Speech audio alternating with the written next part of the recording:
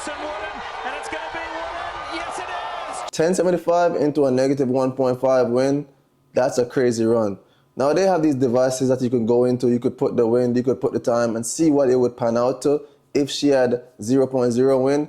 Obviously, we know it would be faster if the wind was, but I'm not even going to go into that. I'm not going to go into speculation because the time by itself is already fast. The race was crazy. You got to think about that race. You look at her and Julien and Alfred going back to back, and I'm talking about Melisa Jefferson-Wooden going against Julien and Alfred in the 100 meters at the Prefontaine. That was a crazy race. Let's take a step back. Before the race, everybody was talking about Julien Alfred versus Sha'Carri Richardson, which makes sense, right? Julien Alfred is the reigning Olympic champion. Sha'Carri Richardson is the reigning world champion. Sha'Carri Richardson also came second behind Julien Alfred at the Olympics, so it makes sense that they're the matchup. But there was a new sheriff in town, and everybody knew that. Melisa Jefferson has been having a great season leading up to this. And a lot of people were thinking she was going to come in and upset this, which wasn't really an upset. She has one of the fastest times in the world this year, running 10.7 already earlier this year, and she's already dipped under 22 seconds in the 200 meters, which is a new PB for her. So she's been on fire. If you look at that race, she had no chance of coming anything but first place. If you look at that race, she had every chance at winning, and she was battling up there with Julien and Alfred, who was giving her a fight for her money.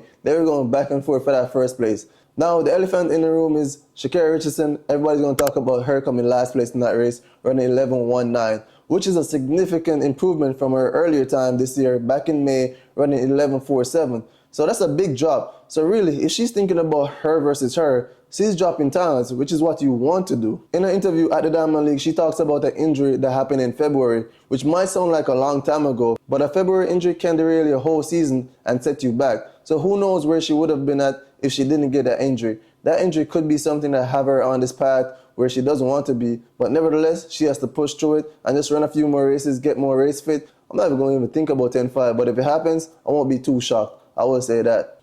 So I don't think it's over for her yet for two reasons. One, she's the reigning world champion, which means she has a pass to the world championships, so she doesn't have to worry about the USA trials.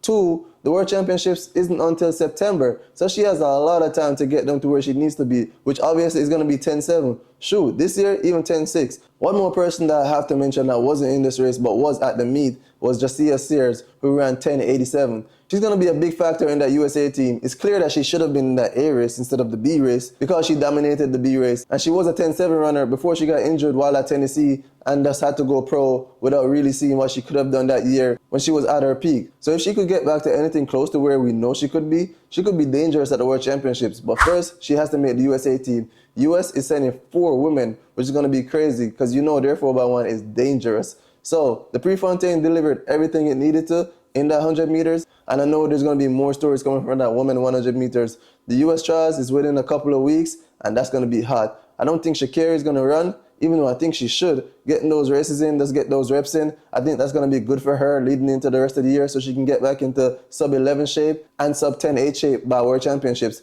if she wants to get on that medal podium, because everybody's going to want a piece of that medal. Let me know what you think about the race. What do you think Melisa Jefferson-Wooden is going to run this year if she continues on this run that she's on? Do you think Julien Alfred has a chance to beat her? Because I think it's going to be a competitive race at the World Championship, much like it was here at the Prefontaine.